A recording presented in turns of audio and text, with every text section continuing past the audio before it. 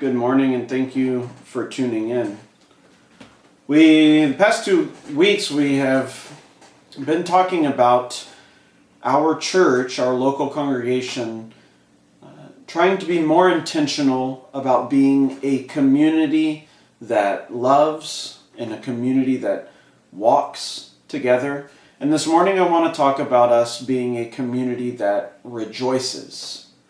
A community that rejoices. Did you know that there was actually a time in English and even in American history when the celebration of Christmas was first kind of looked down upon and then eventually just kind of became irrelevant? Way back in the 1700s, the Puritan movement didn't look too kindly upon the celebration of Christmas. The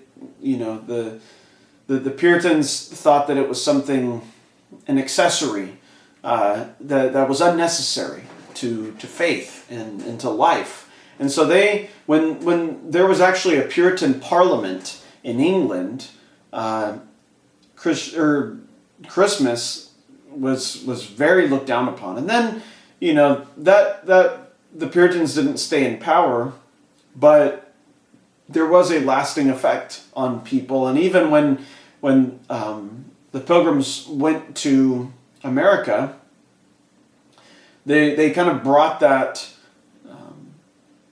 mentality with them. And Christmas wasn't really something that everybody celebrated or wasn't widely celebrated until later in Victorian times. And so it was actually kind of Charles Dickens who reignited a passion for celebrating Christmas in society when he wrote A Christmas Carol.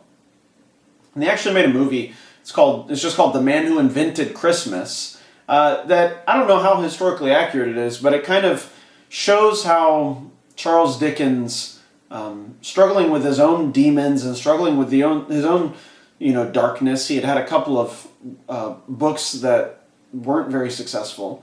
How he finds joy again and kind of teaches society to find joy again in Christmas. But of course, a part of that story is someone named Ebenezer Scrooge, who looks at life with the mentality of bah humbug, like who cares? There is no joy to be found.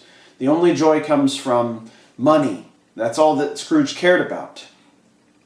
And he had to learn to look at life differently and find joy in it. And I can't imagine a year, a calendar year, without it culminating in the celebration of Christmas. And I can't imagine living a life without joy and rejoicing. And I think the Apostle Paul must agree.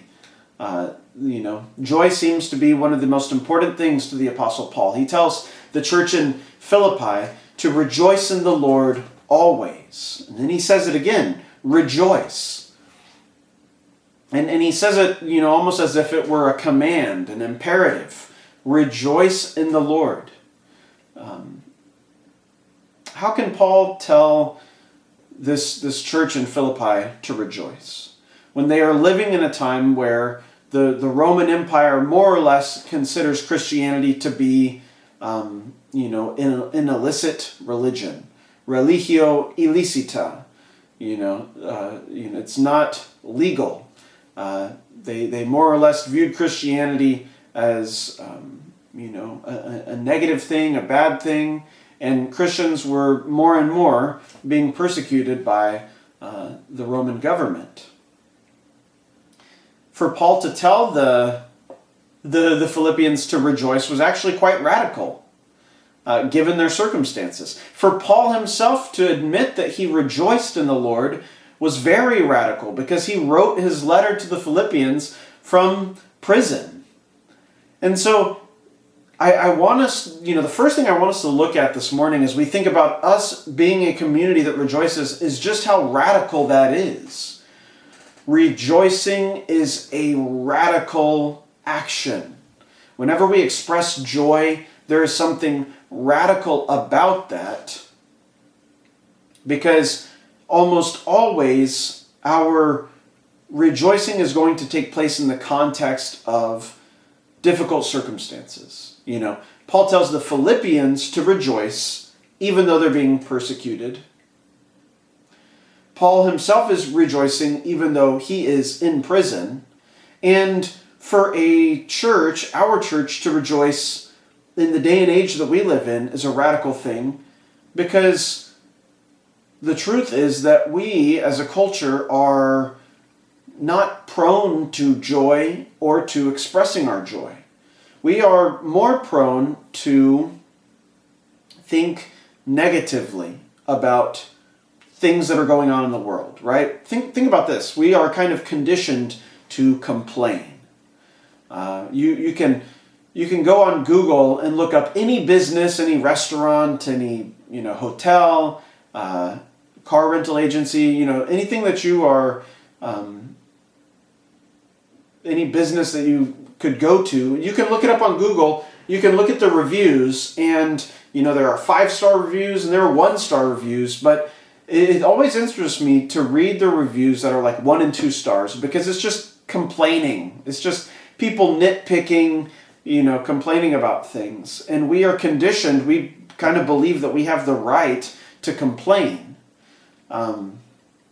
Complaining used to be kind of a sign of weakness, that you weren't really that tough. You complain about this, complain about that. It's because you weren't able to cope. You weren't able to deal. And now we actually think of complaining as our right. We have the right to complain. And so as a culture, we're conditioned to complain. We're programmed to be skeptical. I think about the pandemic and how that kind of programmed us to be skeptical. Maybe because we were told, well, the cases are going down. You can kind of look ahead with positivity, and then as soon as we start to think things are getting better, the cases will go back up, and back to the masks, back to the social distancing, and so we've become skeptical, right? Which really is just that's a part of postmodern society, anyways. Is just looking at life with skepticism. That's why so many people have left Christianity and left faith in anything altogether, because skepticism is the new religion. And we're encouraged to be critical. We are encouraged to critique and to criticize and to vocalize our criticism, encouraged by the news, encouraged by social media. We think that social media is a platform for criticism. Most of it's not constructive criticism. It's done with in a spirit of anger, in a spirit of frustration. And so you can see how, given our culture and given our context and given the climate that we live in, to rejoice is to do something quite radical.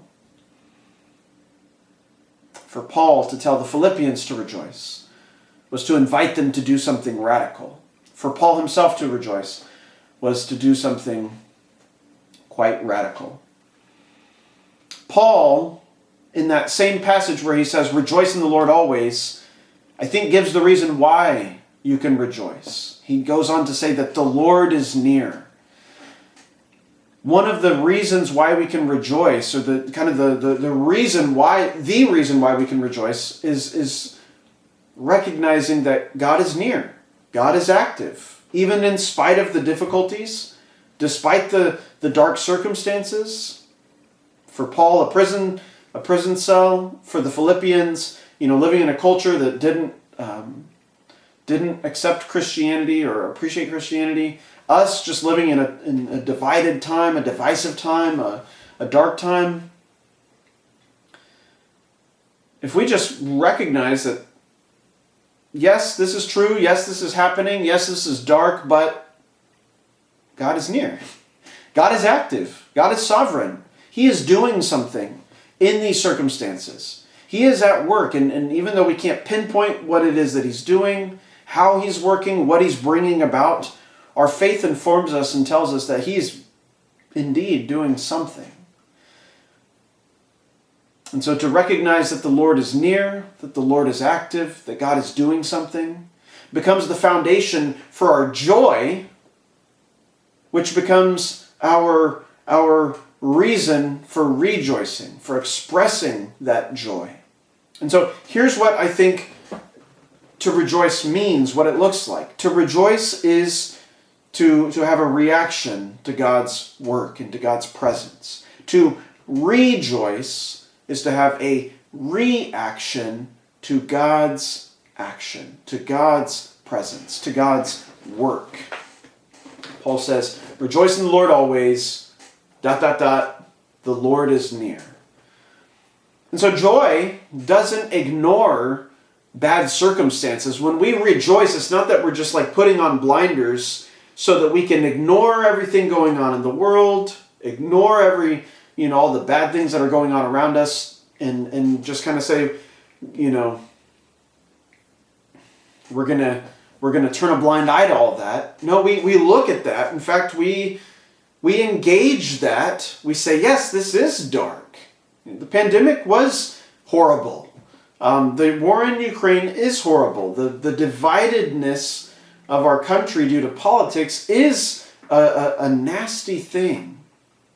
And yet, somehow God is working in this. Somewhere in this, God is doing something, and we don't know what it is that he's doing. We don't know how he's doing it. Excuse me. But the Lord is near. And because I recognize that, my reaction to that is to rejoice in the Lord. So as a church body, as a community that rejoices, a big part of being able to be a community that rejoices is first recognizing that God is here, God is working, God is doing something, and that's sometimes to the contrary of what we think.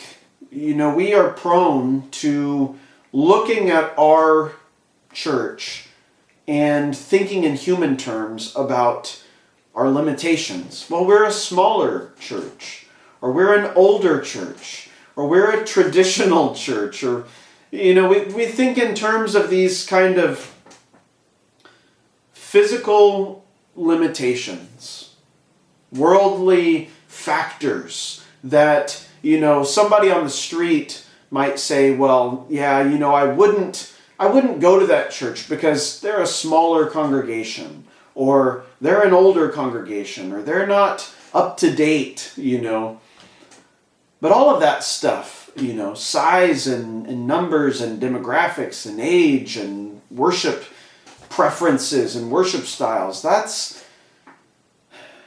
neither here nor there. The reality is that God works in small churches the same way that he works in big churches. God works in older churches the same way that he works in younger churches. God works in traditional churches the same way that he works in contemporary churches. Do we or don't we believe that God is near? The Lord is near. If we do, then Paul encourages us to rejoice. Recognize. We've got to recognize where God is at work, where God is near, what God is doing. And so learning to see God's fingerprints on our community. I think where we see him at work is in our relationships with each other. We talked already about being a community that loves, being a community that walks together, and how our love for one another shows us God is at work, and how walking alongside of each other through life shows us that God is active in our congregation. That's, the proof is in the pudding. The proof isn't in the, what we sometimes think is what measures our success as a congregation. It's what God says is important. Our love for each other. Our willingness to walk alongside of each other. And so when we recognize God at work in that part of our context, that's when we have something to be joyful about. And so we are able to rejoice when we recognize God's action, and our rejoicing becomes a reaction to that. And so in that sense, being intentional about joy means thinking about where God is active in our body. Joy is not just something that we kind of stumble upon. It's not just something that kind of shows up in our lives. It's something that we have to go after it. We have to pursue it. We have to look for God. Joy is part of the fruit of the Spirit. It's the fruit, not the fruits of the Spirit. The fruit of the Spirit is love and joy and peace and patience and kindness, goodness, faithfulness, gentleness, and self-control. Like a vine where all of these things are growing, but they're all connected to this one vine. And some grow faster than others, but they're still growing together. Joy is in there too. The Spirit is growing it in us, and it's not just something that we can go to the store and buy like we buy fruit now. It's something that has to grow in our lives. Scottish preacher Henry Drummond said, "No one can get joy by merely asking for it. It is one of the ripest fruits of the Christian life, and like all fruits, it must be grown." So there's a process involved. There is time. It takes time. There's work involved. So we have to look for God's fingerprints. We have to look for God's activity amongst us. Eugene Peterson said, "Joy is not a requirement of Christian discipleship. It is a consequence." So it's that same idea that, to rejoice is to react to something that God is doing. It's not just something that it's like, okay, add joy to your identity as a church. No, it's a reaction. It's a consequence of something that we see God doing in us. He goes on to say, it's not what we have to acquire in order to experience life in Christ. It is what comes to us when we're walking in the way of faith and obedience. And so as we love each other, as we walk alongside of each other as a community, we start to see God at work. And then we rejoice because truly, as Paul said, the Lord is near. Going back to A Christmas Carol, my first interaction with Charles Dickens' A Christmas Carol was a movie that we watched as a kid called A Muppet Christmas Carol. Before I knew about Charles Dickens, I knew about Jim Henson. And, before I thought Ebenezer Scrooge was a person, I thought he was, a Muppet. And in that story, Scrooge comes face to face with people who experience joy in their lives despite dark circumstances. The Cratchit family, Bob Cratchit, one of Scrooge's employees, they're more or less poor. They have a lot of kids. One kid, Tiny Tim, is handicapped. And despite their poor circumstances, their lack of physical things, Scrooge is able to see them experience joy as a family. Scrooge is invited to celebrate Christmas with his nephew. He balks at the invitation to go to the nephew's party. But then Scrooge sees how his nephew, even after being rejected by his uncle, the nephew maintains his joy, is still able to laugh and smile and enjoy Christmas, even though other people have refused him to his face. Karl Barth, in his commentary on Philippians, he says, "Joy in Philippians is a defiant nevertheless that Paul sets like a full stop against the Philippians' anxiety." And so, pairing that with A Christmas Carol, there are many reasons to be anxious if you're a poor person. There are many reasons to be anxious if the people that you come face to face with in life are like Scrooge, saying bah humbug to everything because everything looks dark and everything is doom and gloom. But Paul says, rejoice, because the Lord is near. And so we don't have to ignore the poverty or the difficulties in life. We don't have to ignore the death, the disease. We don't have to ignore the war or the political dividedness. But in the midst of all of that, let's look. And sometimes it just requires looking in little places, like our little church, to see that, and yet, like Karl Barth said, nevertheless, God is at work. And that's where our joy comes from, and our reaction to God's action is to rejoice. Let's be intentional about that as we see God doing things in our church. Blessings.